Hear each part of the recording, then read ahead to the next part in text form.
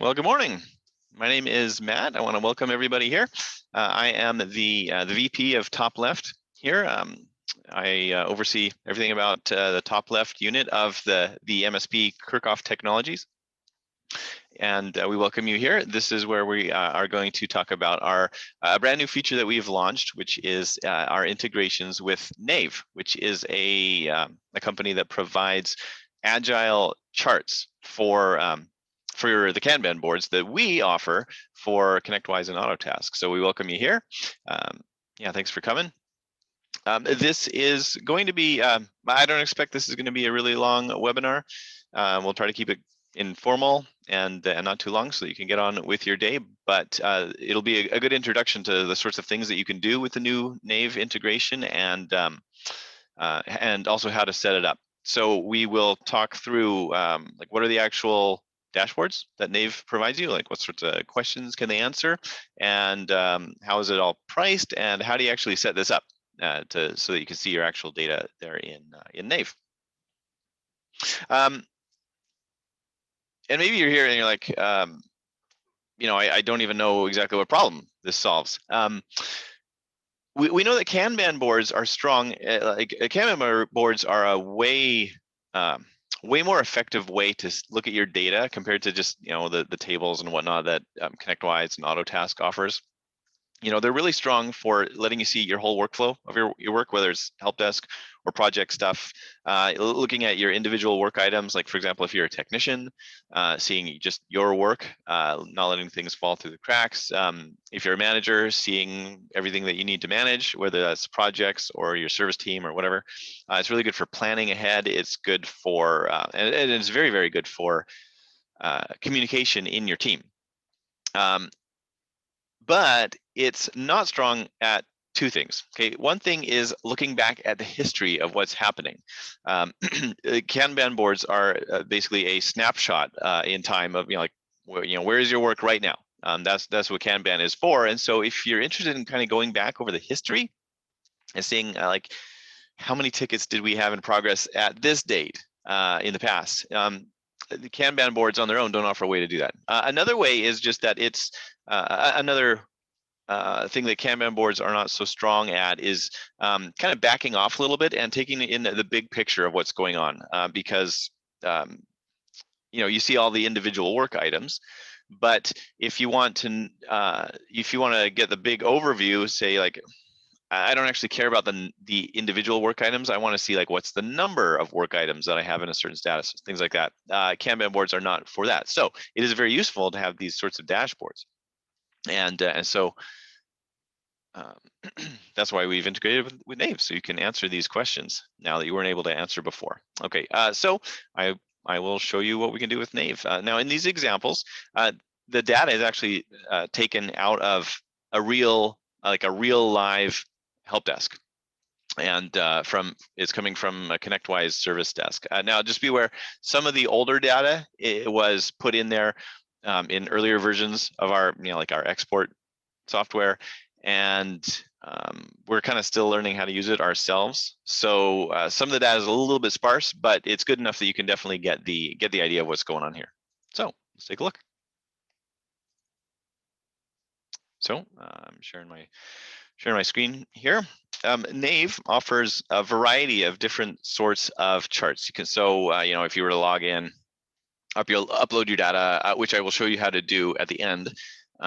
Then you would see something like this. The different sorts of charts are available all over on this side, and I will go through each one to explain you the details.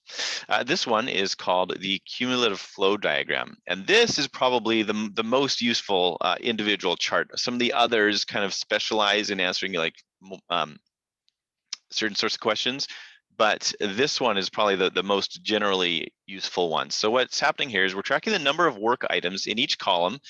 So for example, you can see the statuses, or these are actually the names of the columns that we have on our Kanban board: backlog, ready, scheduled, in progress, waiting, and so on. Pretty typical. So we're counting the number of tickets in each of those statuses over time. With one special thing to note is that the completed column is cumulative, meaning then we're not just tracking the number of tickets that appear in that column. Like, you know, in top left, the tickets, we don't want to see the completed stuff forever, right? This stuff's constantly kind of dropping off of that column. Here, though, it keeps that cumulatively, and it only kind of drops out of the consideration for the completed stuff once, depending on like what's the time frame that we're looking at here. So I've got mine set to a month, and so it has to do with when things kind of have been completed for a month, then they will not be considered anymore. So how is this useful? So it answers the question. I mean, it answers a number of questions, but kind of the main one is: are we completing work faster or slower than it enters our queue? And that tells you a lot about whether you're doing well or not so well, or whether you got things that you got to fix in your help desk or your project team or whatever. Now, these here are called the, this top line here is called the arrival line. It tracks like over this time period here, a month, is tracking like how many tickets are entering our queue of work on average throughout this time period. This bottom line is called the departure line. And it tells you how fast is work leaving your process here. Basically, how many tickets on average per day are being completed. Okay, so that means that the relationship of these lines tells you something about your overall process here. If these lines are close together, it means that work does not spend very long in your workflow. Like it enters it, things happen, and then is completed fairly soon. These ones are fairly far apart, so things are not going so fast right now. Like work, once it enters the queue, it takes a while before it gets out of the queue. It also tells you what's your trend in terms of if the lines are diverging, as you can see these ones are right now. They are, if you take these out into the future, they are never going to meet as it is right now. That means that work is entering our queue faster than it's leaving it. Okay, so that's that means a problem. You need to, we're going to need to address that. If the lines are converging, meaning, if you take them out into the future at some point and they will intersect, then that means that you are completing your work faster than work is entering the queue. Okay, so that's a good thing. So that's some of the overall things that it can say. It also, if you look at the column area, these areas here, the colors here, you can reference the colors here to see what statuses we're actually looking at, or hover over here. You can see how many tickets on any particular day, how many tickets are actually in each column. Okay, so for example, here we've got ready. In ready, there's 73 tickets in that column on that day. You can simplify it a bit if you just click the tooltips here, click process, then it will just tell you the total number that you have in all of your columns except the completed column there.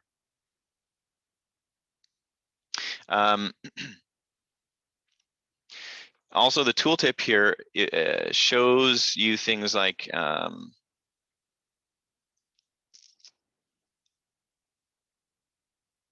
if you look at the column here, it doesn't seem like it's working quite right. It was working earlier. If you look and take this one should be, I think it should have a line that's coming over here to kind of measure the distance between when the the completed work here, and measure it all the way over here, and that would give you you can see some of them there. I think it's not working exactly right, but it will tell you basically the average, all like what you have right now, or what you had on this day. Like if a ticket entered your queue, what's the average amount of time that ticket would be open until it gets closed. Okay, so that's kind of measuring this distance here. So the distance between here and here is measuring what's the number of tickets that we have in our workflow right now, and the distance from here to here is the time. For an average ticket, how long does it stay open until it's closed? Okay, so those are the sorts of things that you are able to see and then work towards minimizing those sorts of things here. The goal is to make the overall, these arrival lines and the departure lines as close as possible. And you do that by if you have a situation like this where they are currently diverging, first you do work to make sure they begin to converge, meaning you start to work faster, and then eventually keep that up, those lines will get close. We'll go into the cycle time scatter plot here. So this one is showing us how long tickets were open on the day that they were closed. On the bottom, the axis here, we're looking at the different dates, and we can see for the tickets that were closed, say on March 10th, how long have they been open? Okay, we got some tickets that were just open for a day. In fact, it gives us their IDs there. There were some tickets that were open for 4 days, 5 days.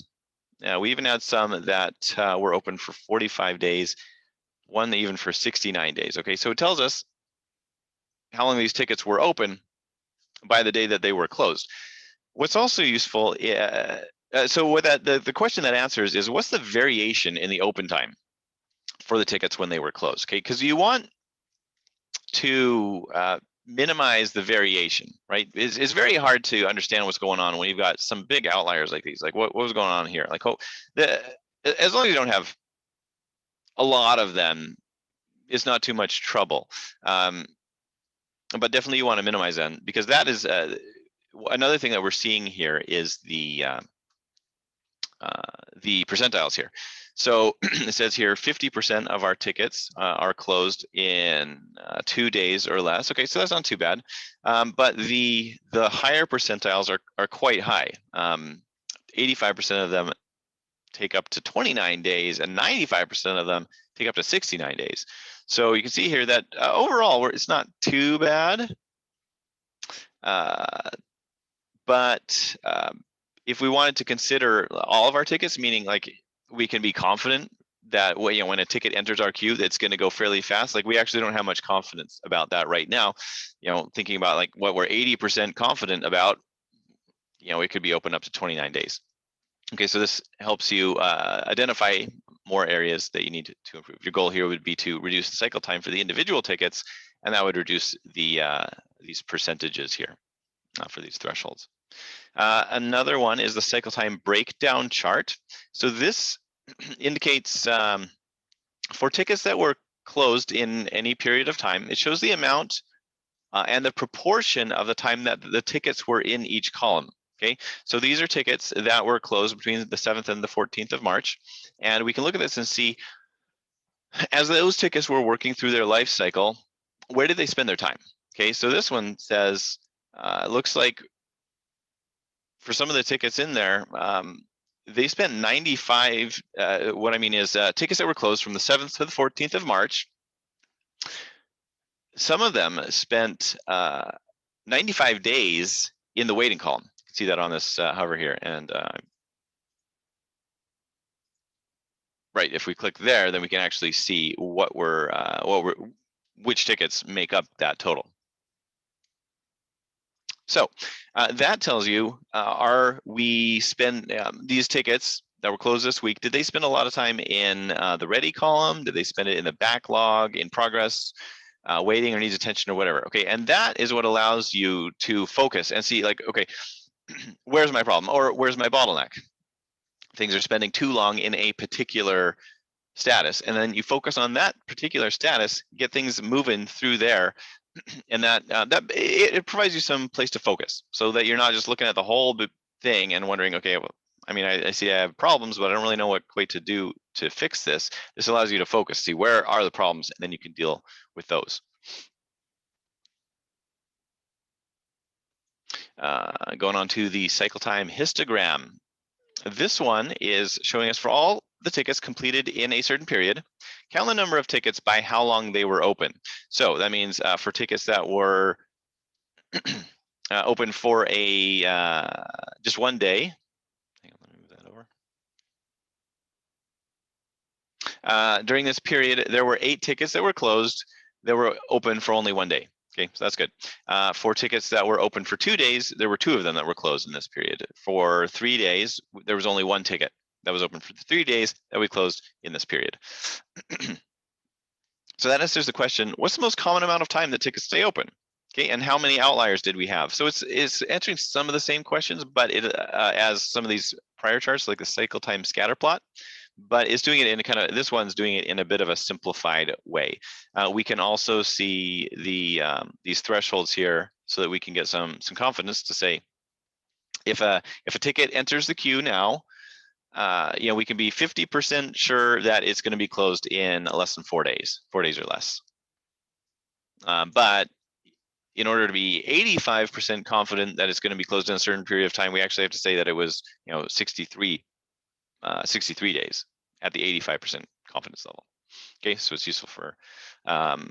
useful for seeing some of the outliers like this. And obviously your goal would be to see more tickets closed here over on the left side, and really minimize the number of outliers that we see here, as well as you know, if we do have to have outliers, make sure that they're not way over here on the right, but they minimize those times there.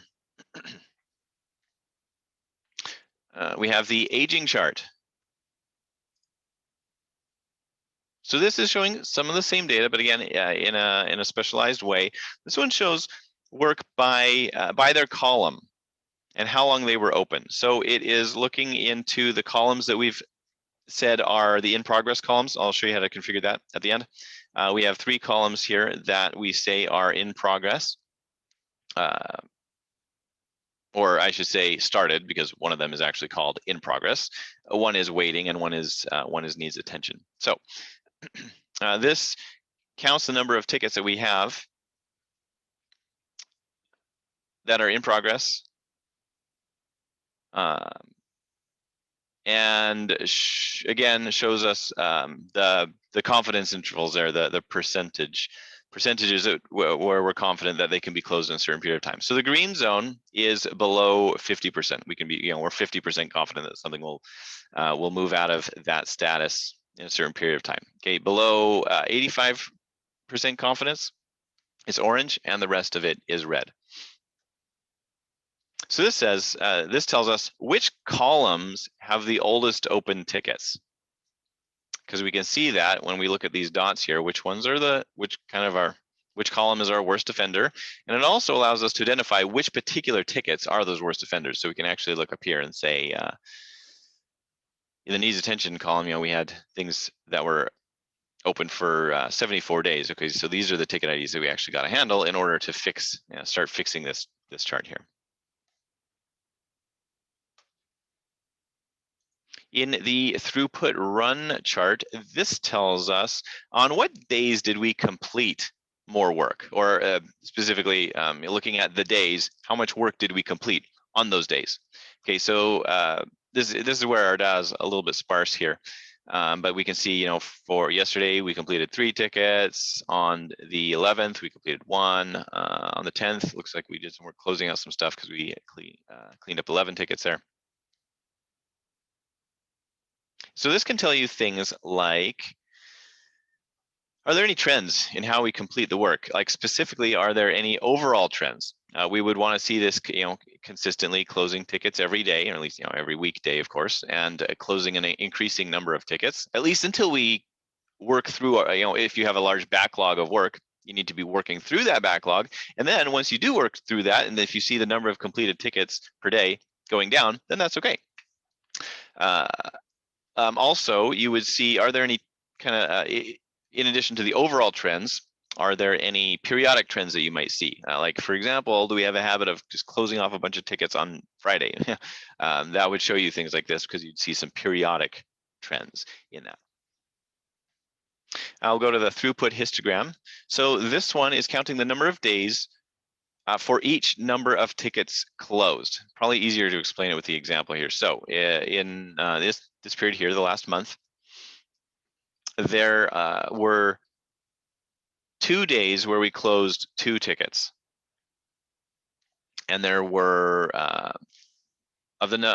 of the days where we closed 4 tickets, there was 1 of those. Of the days where we closed 8 tickets, there was 1 of those. So what does that mean? That can show you more about the variation in the number of tickets completed per day. Okay, so it can help you see if you, you know, maybe you do have a habit of closing off a bunch of tickets on a Friday, for example. Then it would show you something like that, because you'd have days where you'd closed off a lot of tickets here over on the right, but then you'd see more here over on the left as well. And you want to try to minimize that, so that you can be as uniform as possible as you're working through this work. The flow efficiency chart, that is something that we're not going to be able to use. There's some limitations in the API we're using with Nave that means that we can't do that. The due date performance chart, that one we don't have any data for right now because we haven't been submitting it yet. That's an improvement that we are going to make. So we do expect that the due date performance chart, which will tell you things about how often do you meet your due dates. We do expect that to be useful in a future version. We will get working on that. In weeks. We're not talking about a huge period of time here. We do want to make that useful, and that brings us to the Monte Carlo chart. So I don't know a lot about Monte Carlo simulations. I just know that it's pretty cool and allows you to model out based on like actual historical data. It does some simulations and some modeling to help you understand what are the probabilities that certain things will happen by certain times. So this one is looking at our historical data and looking at the queue of work that we have right now, and it tells us what's the probability that we would complete the entire queue of work that's on this Kanban board right now. What's the probability that we would finish it off by any particular day? Okay, so if we want to be 50% sure of the date that we would have it all completed, then we can look at that, and that is April 2023. If you want to be 85% sure of the date that we will complete all of this data, then it goes out to June of 2023. 95% sure is out into August. Okay, so that will, now I don't know that this is something, you're not going to be in a situation where you're telling a customer, we're can finish all of the work on the Kanban board right now, right? That's not something, you're never actually trying to finish all that work. You're working through, it's just a constant workflow. Things are always entering it, things are always leaving it. But it does give you some, more information about how much work are we actually looking at here? What if we did have a situation where we could just stop any work entering the queue? How long would it take us to work that down? And obviously you can optimize that by trying to get your confidence intervals down closer in the future. The Monte Carlo number of tasks is kind of doing a similar thing, looking at the historical performance and what you have right now, and it will tell you what's the probability that a certain number of tasks will be done by a certain date. So in this case, if you do have a certain date you're concerned about, say this one is picked March 29th, what's the probability that we will have done a certain number of tasks by then? So that can, if we need to be 95% sure, well, it looks like we'll complete 0 tickets by then, according to this. If we want to be 85% sure, then we can say, yeah, we'll have completed 4 of these tasks by then. And if we're okay with being just 50% sure of our answer, then we can say, we'll complete 11 of the tasks by then.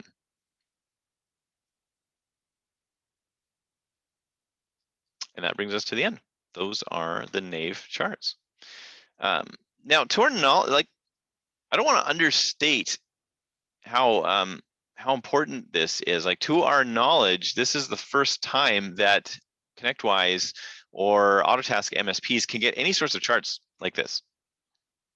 So this is kind of a big deal, we think. This is really going to allow people to analyze their performance and then begin to optimize it by focusing on where the problems are, and then to be able to look back into their history and say, yeah, we made this change and it made this improvement, which is something that definitely MSPs without TopLeft have no way of answering that, and even with TopLeft, it's been one thing to make the improvements, but it's still been difficult to be able to look back and say, hey, we did this change and it made this improvement. So this is kind of a big deal.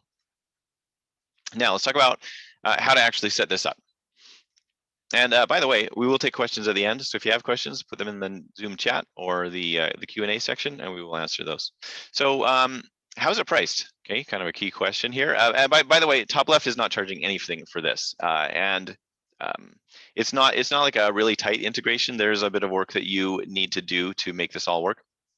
But we're providing the export resources to do this, but you will sign up for Nave yourself. They give you a 2-week free trial, and it starts. They charge not by the number of technicians or employees. They charge by the number of dashboards that you have here. So for 2 boards, $39 a month, and that would allow you to track 2 different Kanban boards, 2 different boards in TopLeft, and you can see the other pricing that they offer there.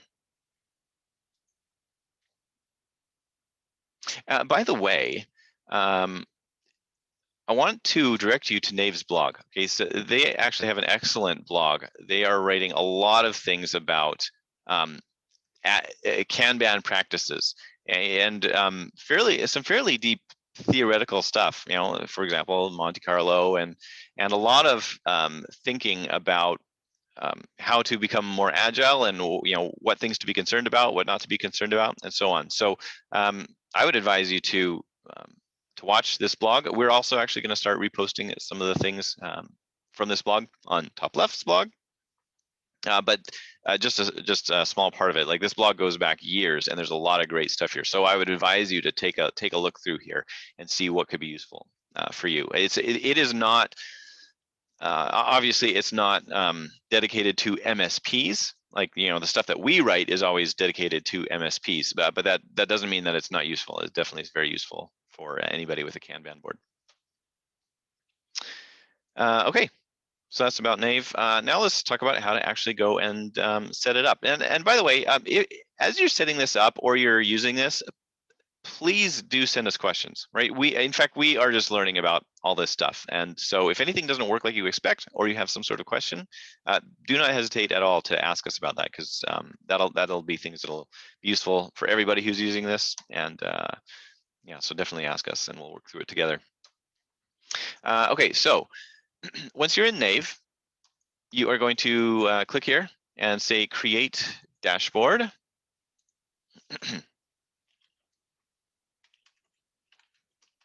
Going to give it a name, and then you need to go and get the files from get the first export file from TopLeft. Okay, so here we're going to have a section here. You won't see this in your app just yet. We literally just pushed out a change to how some of this works. Even if we haven't pushed it out yet, you will see the section here under a data sync. We just reorganized it a little bit. So we have the Nave Kanban charts. When you see that update, you'll see that there. You're going to go here and click. Well, you're going to choose the Kanban board that you want to see. So I'll pick what's the one that we commonly use here. I don't know, the Kanban business one. That's one that my team uses. And we're going to download the CSV.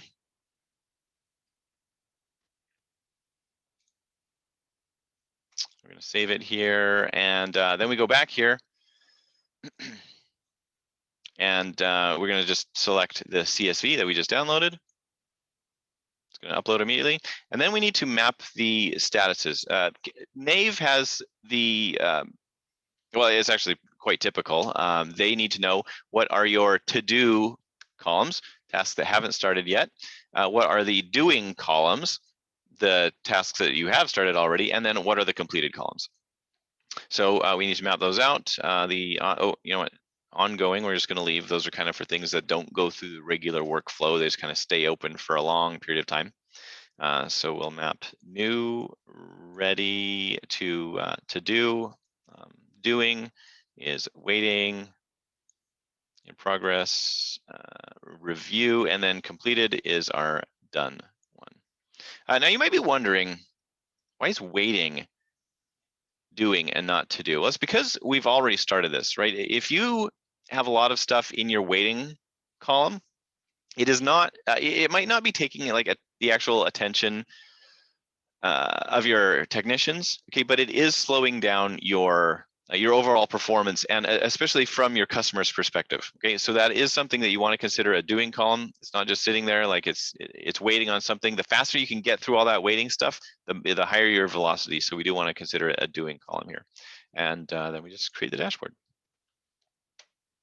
And by the way, the swim lanes on your Kanban board don't have any effect here. Nave doesn't know anything about the swim lanes. So if you have one board for, sometimes you have two Kanban boards to cover a certain workflow in your MSP. One of them has swim lanes and one of them doesn't have swim lanes. And in that case, it actually doesn't matter which one you choose because they'll be showing the same data overall. And that's what Nave is concerned about. So that's it. That's how you set up a get your data out of Nave and out of TopLeft and into Nave. You need to do that procedure once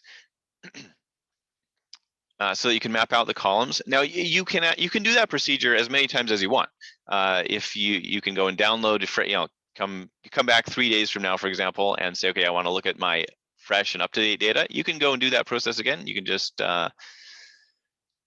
click under the gear here, click Edit Dashboard, and you can drop in your updated CSV file here. That's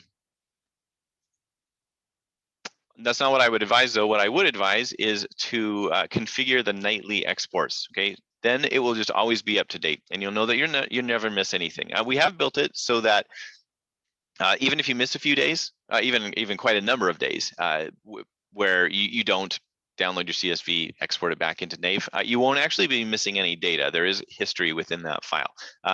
However, it can't last forever, right? So if you want to be sure that you're not missing any data and you want to save your time and just make it automatic, then configure the nightly exports. Okay, that requires you to get an authorization token from Nave. So you got to contact their support. They will give you an authorization token, and then they will set up those.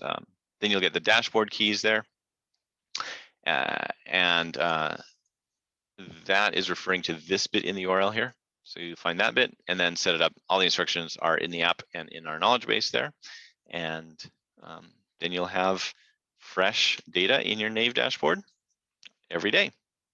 And yeah, that's it. That's it actually. We appreciate your time. Thanks for watching. Let me just